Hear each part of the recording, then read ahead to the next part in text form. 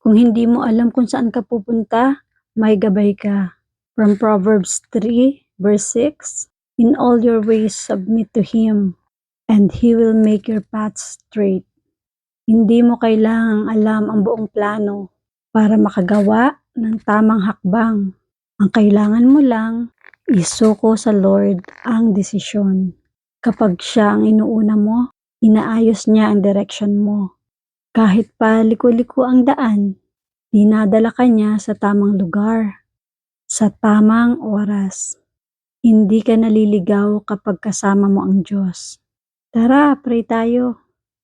Lord, sinusuko ko po sa iyo ang lahat ng plano ko. Gabayan mo po ako sa bawat hakbang ko. Amen.